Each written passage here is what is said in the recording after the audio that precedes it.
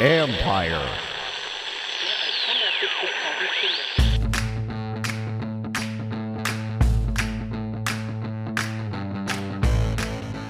Hello and welcome to my podcast. Don't forget to subscribe to the John Keim Report wherever you get your podcasts, and subscribe to us on YouTube at the Empire Media Network, where you can like, subscribe, all that good stuff. And that's Empire, A-M-P-I-R-E.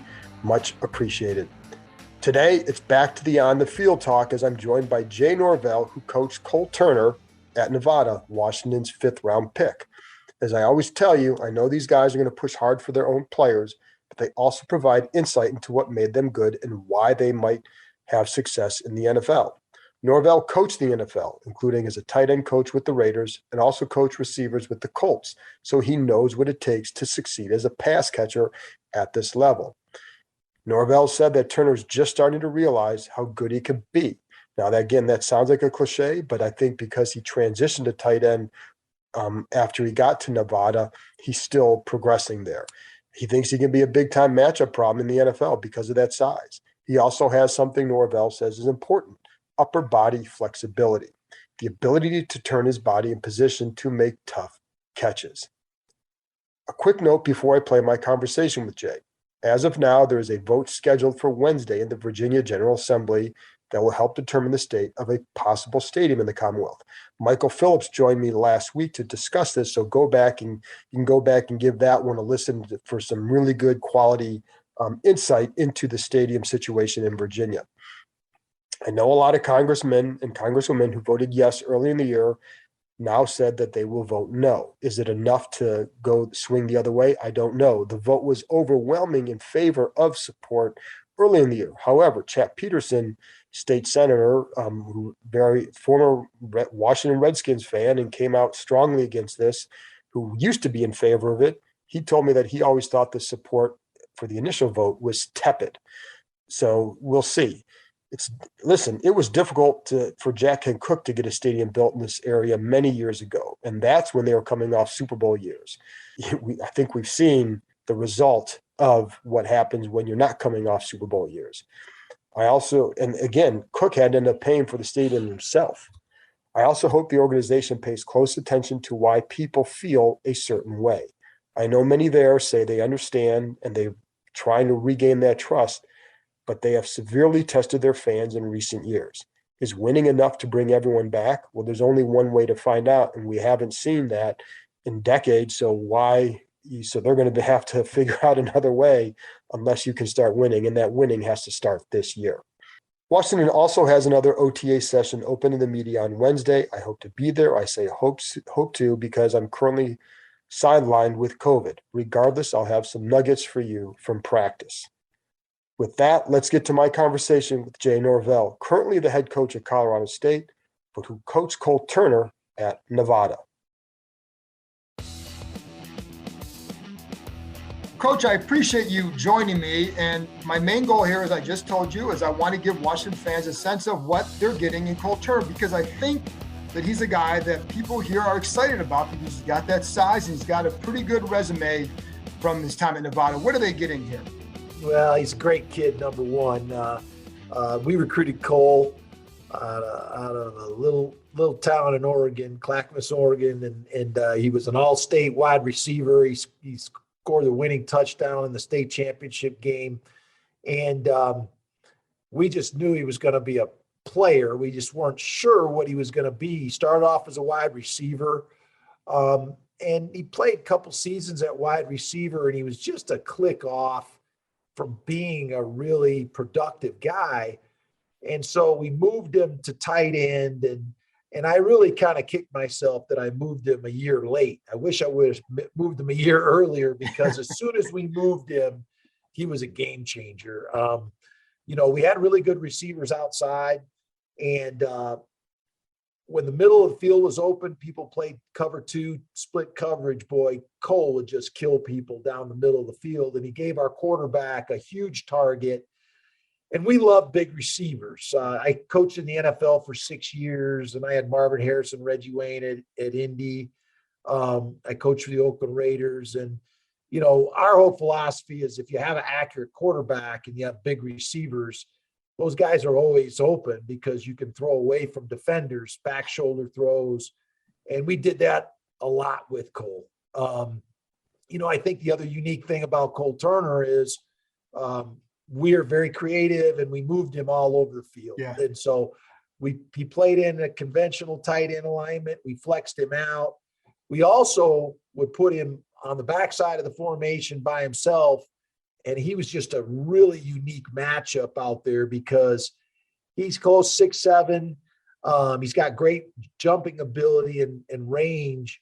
And most corners are 5'9", 5'10". Right. So whenever you get him matched up, we had a good quarterback. Carson would see a matchup and he would take it. And, the best story about Cole is we were in the red zone on the 4-yard line and we were in 2 tight ends and we had our receivers outside and we gave our quarterback the option to either run the ball or throw the fade. And we were throwing it outside to this little receiver. And I was looking at Cole blocking and I said, wait a minute. I said, why don't you move out there? We'll throw the ball to you and we'll find another guy that can come in here and block. And we did that. And, he ended up being he scored more touchdowns than any tight end in the country because of things like that we did with him. And so, we would do that and everybody in the stadium knew we were going to throw it to Cole and he would still score. And if they double covered him, we just run the ball. So it was just made the game really simple. But what an amazing guy. We had 3 players, Carson Strong, Romeo Doubs, and Cole Turner. They all signed NFL contracts. And they all grew up together in our offense. And Romeo got drafted by Green Bay and Carson signed with the Philadelphia. And they're really excellent kids, but even better people, great people. And with Cole, because as you said, you switch him from receiver to tight end, and you never know how a guy's going to make that transition because even if he's big and athletic, there's still other things that you have to take care of at tight end. Why do you think he took to it so well, so fast? Well, I think one of the things I coached receivers with the Colts, and in 2 years I was a tight end coach with the Oakland Raiders when Al Davis was still alive. And one of the things we drafted a tight end in 2002 named Doug Jolly from BYU and in the second round. And I was kind of in charge of the research of that player and comparing him to other players in the history of the draft. And one of the things I found is that there's a great history of tight ends being late developers, late bloomers in the National Football League. And, a lot of the guys were like Cole. They were big, tall, rangy kids that had matured late, that had good hands, good receiving skills, and they grew into their bodies as blockers. And that's what Cole is.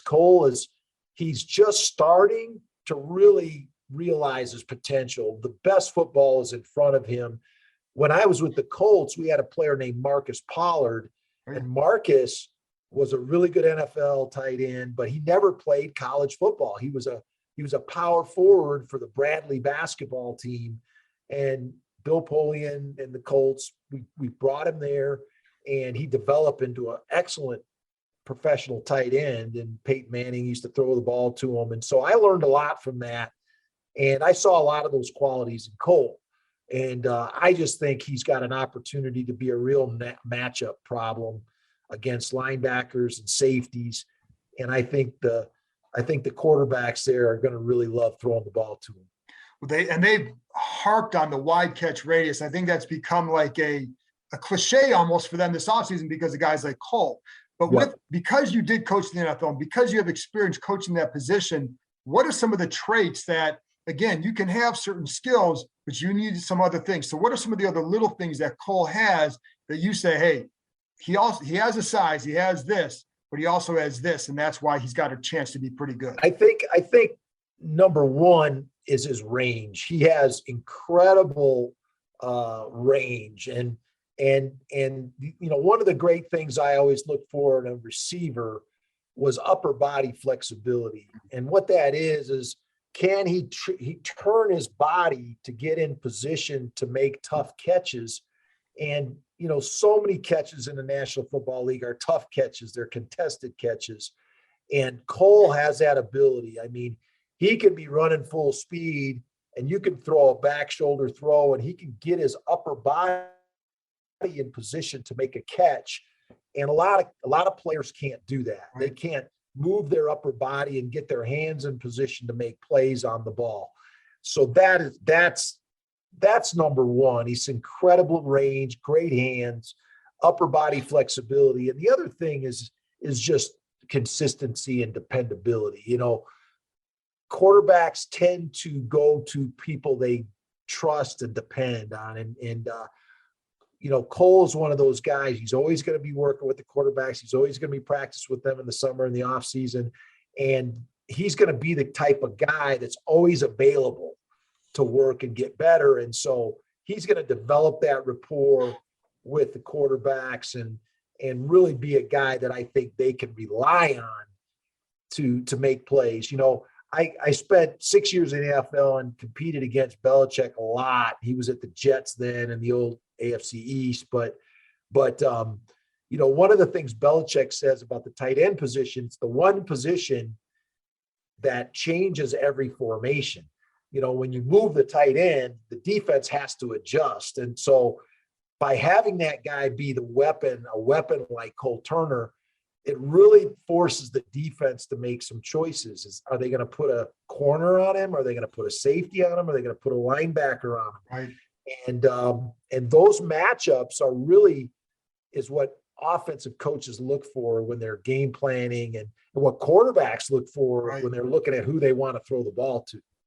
Now, one of the things that jumped out right away watching the rookie mini camp when he was here is how well he cuts and how fast he comes out of his cuts on those deep out routes. Yes. Those corner routes. Like, yep. Is that accurate? And then also the other thing is too, on some of the inside routes, there were times where he'd be like, it was just, you know, he'd give a little shoulder fake and get the guy to wide and come back. And then another time he might not do that and might not get as open. Is that part of the learning curve for him? And first of all, talk about the corner routes and the cutting out of that, but also the inside seam routes. What adjustments might he have to make to get open there in the NFL? I think the biggest thing that college players learn when they move to the National Football League is just the second level adjustments that they have to make, especially at tight end. They have the second level release off of linebackers, safeties, and just the talent and skill of those linebackers and safeties and their ability to cover. And so one of the things I think Cole will learn is how to use his size, how to use his size and strength to avoid people, but also to use that to get open. And that's something that he'll learn at that level. You know, the outside routes, one of the beauties of Cole Turner is that he does have history as a wide receiver. Right. And so we didn't change our schemes when we moved him outside. We allowed him, and he understood coverage adjustments and how to work off of defensive corners and be in certain places on the field. And so he was able to run a lot of those routes that are receiver routes outside and getting the depth. Like you say, you know, a lot of tight ends don't run those 16 to 18 yard cuts. And Cole Turner can do that. And I think that just gives you more flexibility offensively. And it certainly gives a quarterback another option that a lot of teams don't have at that position. Yeah, and that's one thing that jumped out because it's the way he comes out of that break. There's for a taller guy, he's able to plant and cut to the outside really well. And I just think that is going to be a matchup nightmare for a team. What about in the red zone? Again, you have to have more than just, obviously sometimes size is going to, you're going to throw up a jump ball. And if you're, covering a 5'9" guys covering you, you're going to win. But other times you're not, because you have to do some things. So what are some of the other little things he did to get himself open in those areas to be a good target all the time? Well, I think that's repetition and scheme. And I just think it gives the quarterback another option. Right. And one of the things he learned how to use his body, not only in jump balls, but back shoulder throws. And the quarterbacks really got used to throwing the ball away from defenders in the red zone. The red zone, the space is condensed and the windows are really tight down there. And it's the guys that can create space and utilize those tight open windows down there with their body size. And it's almost, you turn into a power forward down there. It's like rebounding a basketball. Right. And if a quarterback can spot the ball away from a defender and get it to that big body down there, it just creates a spatial advantage. He's also a threat down the middle down there too. And so we used him on those inside routes. We used him on the outside fade routes, and he even is a threat at the front of the end zone, when you're throwing away from a defender, low and away. So he is a talent. He's a target. He's a really versatile matchup player. And that versatility just creates options. It creates options for an offensive coordinator, a play caller. It creates options for a quarterback. And, I just think he's going to get better and better, as he gets stronger, as he matures as a professional athlete. I just think he's going to even improve his skills even more. And that's what I was going to ask you. I only have couple more questions on him, but I was going to ask you, like, what is it that you say, okay, because again, you have that experience, you know what it takes here. So what are some of the things you say, okay, he's got all this, he can do all this if he does what? Yeah, I think, one of the things that I saw with our players, when we would draft a rookie, that first year in the National Football League, all of a sudden he's not going to class all the time. He's not running around town. He comes to the facility. He's eating regularly. He's lifting in the weight room. He's working on his fundamental drills and skills with the quarterbacks. And all of a sudden these guys start to fill out. Their shoulders start to widen out. They get stronger. They become men. And I think he's going to learn how to use his physical strength traits that the God gave him. I think that leverage is going to help him in blocking. I think it's going to help him in getting open versus big linebackers and safeties. And I just think he's going to mature. He's a very bright guy as well. And I think that's another quality that great receivers have in the National Football League is they're very intelligent. They see all the moving parts and they're able to use that to get themselves open. And, and I also think, as a young player, you learn a lot from older players and good players that are around you. He'll benefit from that because he has that kind of personality and he is a constant learner. And I just think he's got a growth mindset and he's going to continue to improve on the skills that he already has. Yeah, and he's got a good guy in Logan Thomas there to work with him as well. And, No doubt. 6'6", big guy, is a blocker in line. Did you use him much in line as a blocker, or how did you use him in the? No, we did. We did, and I think he's going to just continue to get better. So much of blocking at the tight end position is getting in position and using leverage. Right. One of the things I learned in that league was most of blocking is just getting your body in position to block. Yeah. And so I think he's going to really benefit from being around NFL line coaches, NFL tight end coaches, working on leverage in the off season. And I think he's going to develop into a really good blocker. So I've gone about almost 20 minutes and I haven't asked you about his hair yet. He's got quite a mop of hair, man. That's like it jumps out right away. It's pretty good. We're from the left coast, in California and Oregon and Nevada.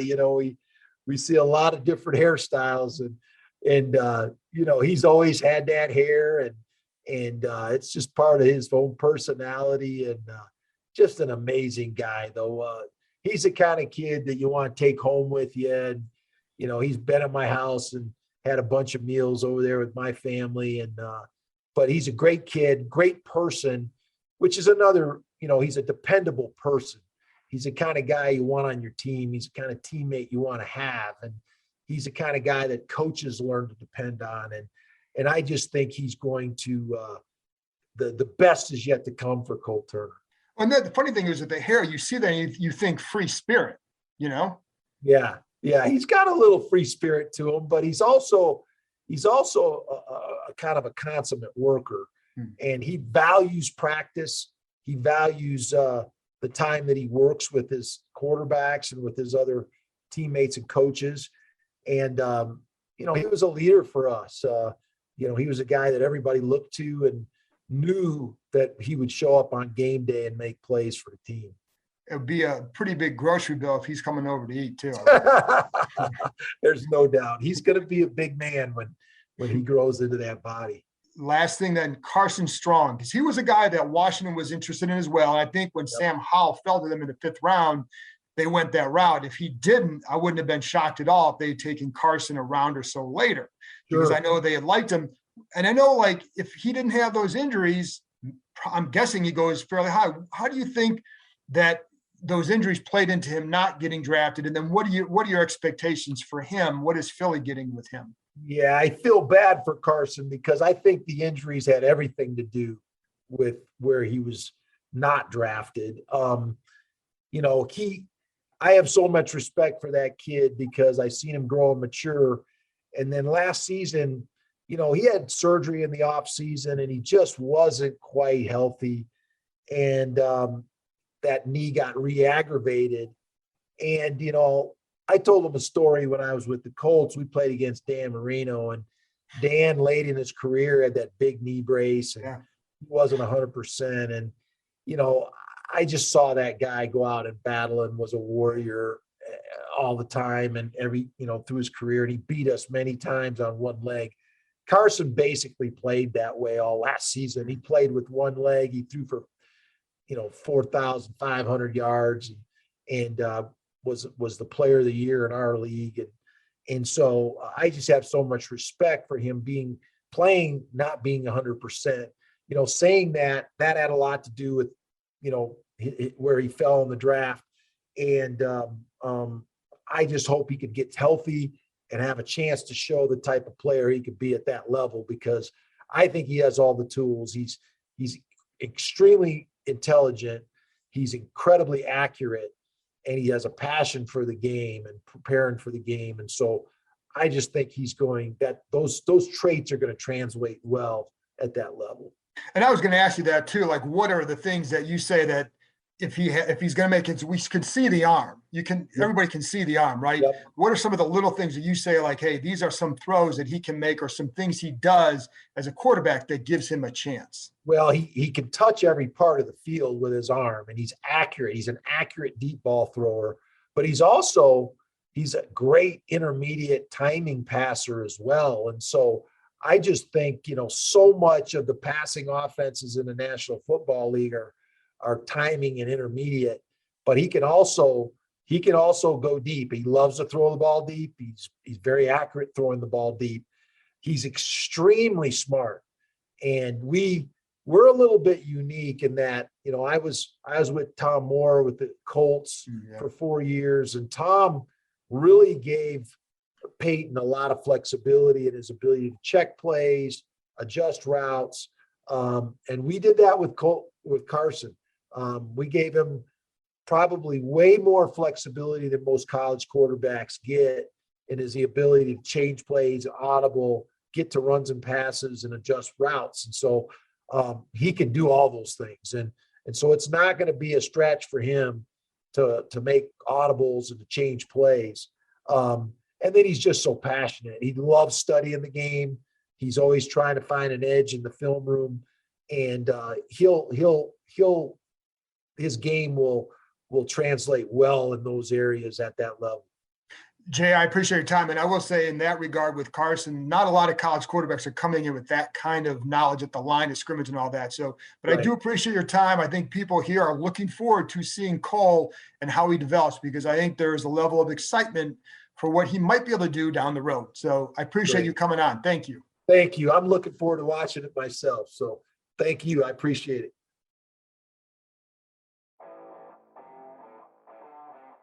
That's it for this episode. Thanks to Jay for joining me, and thank you, as always, for listening. I'll be back with another episode on Wednesday. Talk to you next time.